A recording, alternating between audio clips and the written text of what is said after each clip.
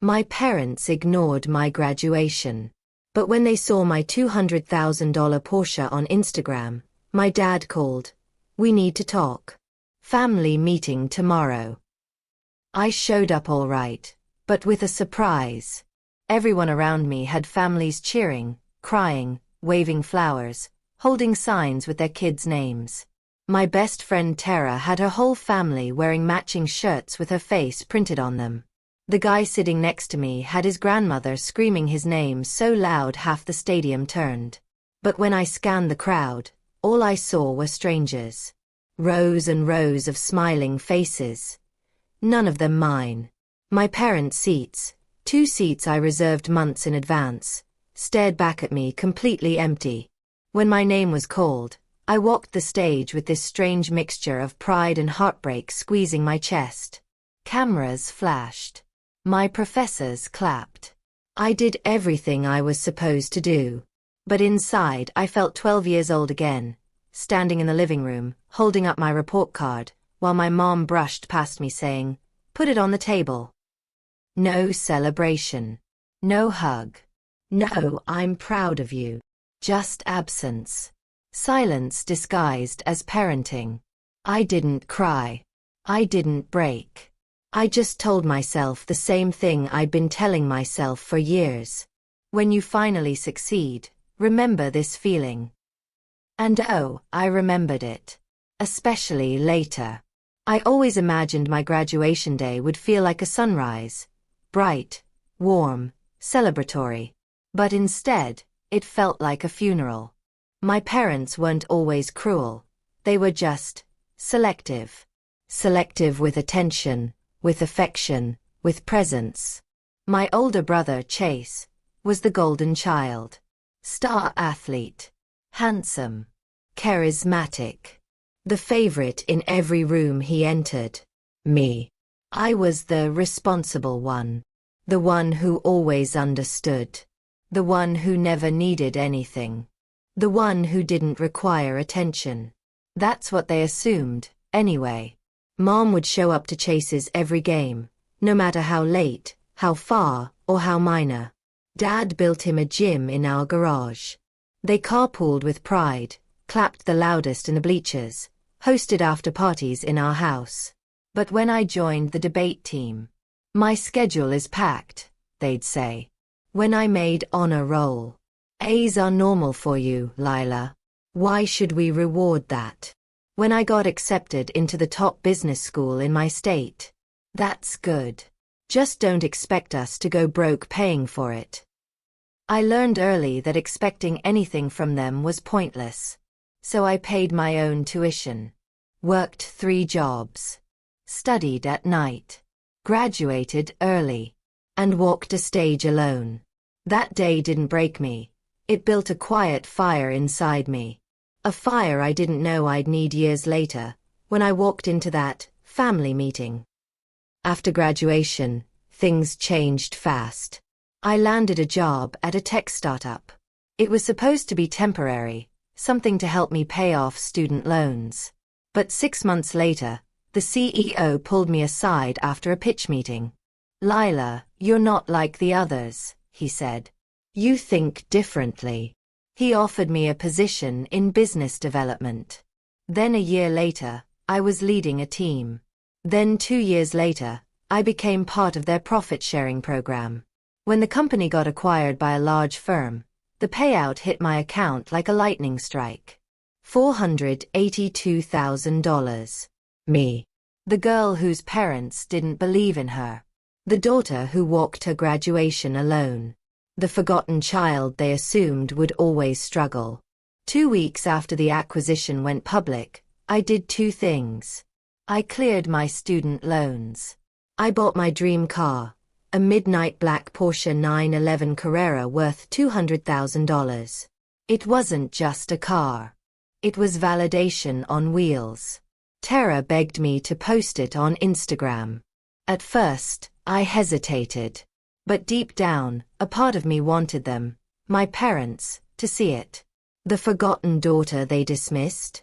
She was no longer invisible. So I posted it. Caption: Hard work hits different when no one believed in you. I didn't tag anyone. I didn't mention anyone. But that was enough. The call came at 8:13 the next morning. Dad never called me. Mom texted sometimes, usually things like, "Can you send money for the gas bill? Your brother needs help with rent. We'll pay you back when we can." They never could. But Dad's number flashing across my screen? That was unusual. I answered. "Hello." His voice was calm. Too calm. "Lila, we saw your post." I didn't respond. He cleared his throat. "Your mother and we didn't know you were doing so well." "You didn't ask," I said. Silence. Heavy, uncomfortable silence. Then, "We need to talk. Family meeting tomorrow. 10 a.m. Don't be late." He hung up before I said a word. I stared at my phone, stunned. A family meeting? For what? Oh, but I already knew. Suddenly, the forgotten child was valuable. I wasn't stupid. They weren't calling to congratulate me. They were calling because they smelled money. I wasn't angry. I wasn't hurt. I was simply done. Done explaining myself. Done begging for basic decency. Done being used. But I wasn't going to skip the meeting. No, skipping would give them power. Showing up would give me power. And I already knew exactly how I would show up. Not angry. Not shouting. Not emotional. Just prepared. Prepared for their requests. Prepared for their manipulation. Prepared with the surprise they'd never see coming. So I dressed simply. Black blazer, dark jeans, clean sneakers. And then I grabbed a white envelope from my drawer. The envelope that held the real surprise. The Porsche purred as I pulled out of my apartment complex. The engine a smooth reminder of every silent night I spent grinding for success. For the first time in my life, I felt ready to face them on equal footing. Actually, scratch that. Not equal. Superior. Because when someone decides you are worthless, and you rise without them, you come back holding a mirror they cannot escape. I pulled into their driveway at exactly 10 a.m. Mom and Dad were already standing at the door. Not smiling. Not welcoming. Just waiting. Chase was inside, sitting on the couch like a king waiting for a servant. His girlfriend, Sasha, was beside him, chewing gum and scrolling through her phone. "Look who finally decided to visit," Chase said. Mom sighed dramatically. "Lila, you could have told us you were doing so well." Dad didn't even bother hiding the way he stared at the car through the window. "How much did it cost?" he asked immediately. "You must be making good money." There it was. Not, "I'm proud of you." Not, "How have you been?"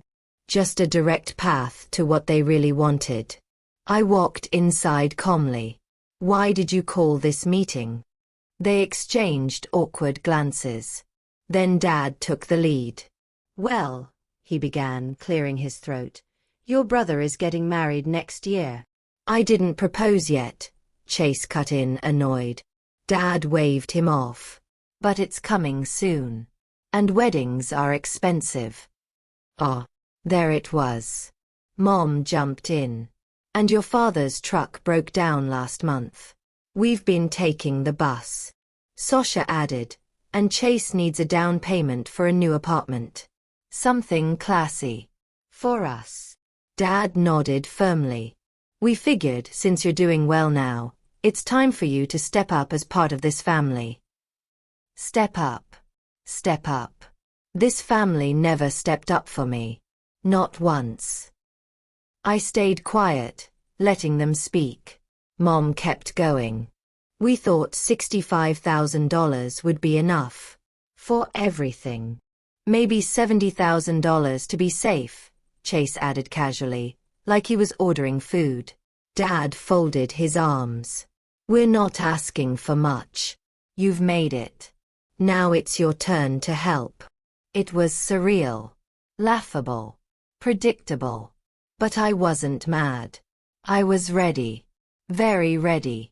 I placed the white envelope on the coffee table. "What's this?" Mom asked, reaching for it. "Before I explain," I said softly, "I want to ask one question." They all stared at me. "Where were you?" Mom blinked. "What do you mean?" "My graduation," I said. "Where were you?" Dad scoffed. "Oh, Lila, you're still stuck on that? We had things to do. Chase had a tournament," Mom added. "And we thought it wasn't a big deal," Dad said. "You're independent." "Yes, independent. Because they forced me to be." I looked at each of them slowly. "Open the envelope." Mom tore the flap and pulled out the paper inside. Her face went pale. Dad grabbed it. Chase leaned forward. All three read it at the same time. It wasn't a check. It wasn't money. It was a legal document. A notarized letter. A letter stating that effective immediately, I was severing all financial ties with them. Permanently. No loans. No help. No bailouts. No emergency transfers. Nothing. And if they attempted harassment or manipulation, I had already secured a lawyer. Mom gasped. "Lila, you can't be serious." "I am." Dad's face turned red. "After everything we've done for you? Everything you've done?" I repeated quietly. "Name one thing." Silence. Dead, suffocating silence. Chase stood up angrily. "So you're choosing money over family?" I looked at him calmly. "No. I'm choosing peace over manipulation." Dad slammed the paper on the table. "You're ungrateful." "Maybe," I said, standing. "But at least I'm not greedy." Mom stepped forward, desperate. "Lila, wait. Let's talk about this." "No," I said firmly. "Talking would require honesty. You don't want honesty. You want access." Another silence. A silence full of truth they couldn't argue with. I walked toward the door, but before I opened it, I turned back. "One more thing," I said. "That Porsche you saw? That was bought by the girl you ignored. The girl you dismissed. The girl you never believed in." Their faces hardened. I smiled softly. "Enjoy your family meeting." Then I walked out. I blocked all of them after that day. Not out of anger. Out of closure. They tried. Oh yes, they tried. Calls. Texts. Emails. Messages from relatives. Then the guilt tripping came. "How could you abandon your family? We didn't raise you to be selfish. We need you." And finally, "You'll regret this." But I didn't. Not once. In fact, life became remarkably peaceful. I continued growing in my career. Invested wisely. Moved into a better apartment. Even started mentoring young girls who came from families like mine. Girls who needed a voice, support, guidance. I became the person I needed at 15. The person I desperately searched for at 21. The person my parents never were. Until 3 months later, I woke up to a message request from my brother's fiancée. Yes, the same girlfriend from the living room. It read, "You were right. Your family is worse than you said. If you ever want the truth about everything they've been hiding, call me." The truth. Hiding. My heart didn't race. It didn't panic. It felt ready. Because revenge isn't always loud. Sometimes it's quiet. Sometimes it's walking away so powerfully that the pieces they threw at you fall back on them. Sometimes it's showing up to a family meeting with a surprise they never recover from.